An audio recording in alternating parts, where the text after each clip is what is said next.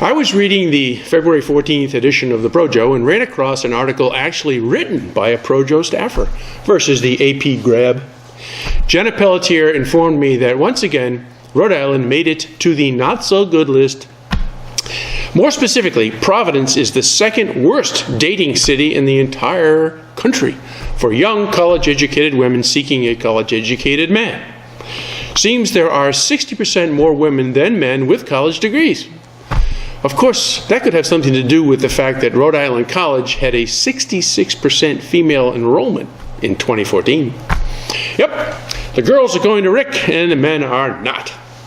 All the data comes from author John Berger, a Brown graduate who has written a book with lots of ideas to help young women get married. Now, I wasn't shocked by this phenomenon. For years, I have been warning about the gender reversal in higher education. Used to be lots of boys' schools and girls' schools. Now it's boys and girls' schools with mostly girls.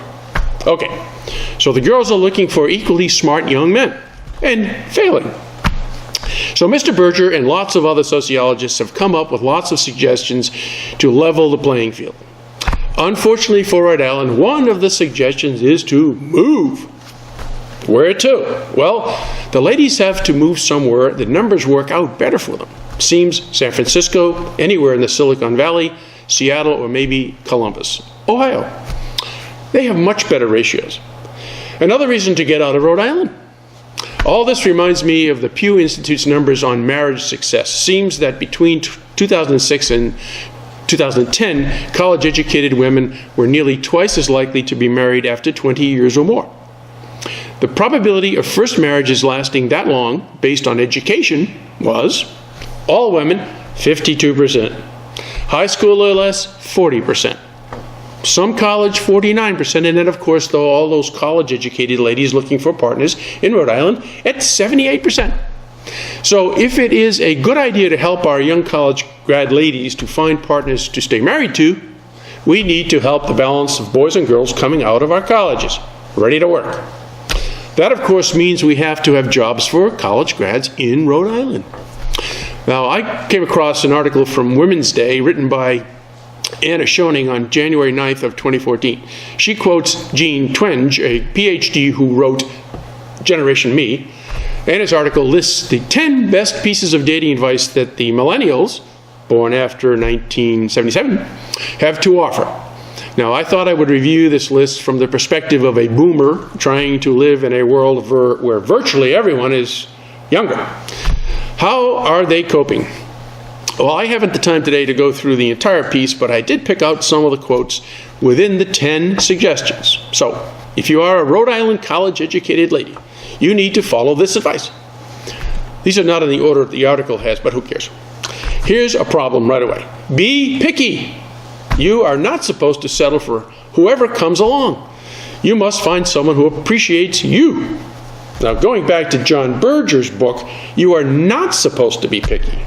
Be open to dating and possibly seeking out men without college degrees. Quote, just because you went to college, it doesn't make you a better wife, etc., unquote. This guy said that we will see an increase in mixed collar marriages in the coming years. Seems likely. Here's another one. Seems millennials are using hanging out as a substitute for formal dating. Go for a walk. Go for a coffee instead of going on an expensive restaurant date where the guy who's making less money than you pays. Here's a good one. There's no shame in being single. Seems millennials are marrying much later than we boomers. So when someone asks you about your lack of a partner in crime, you simply say, quote, I'm available, unquote. The point being that you shouldn't feel bad about being single, particularly in Rhode Island.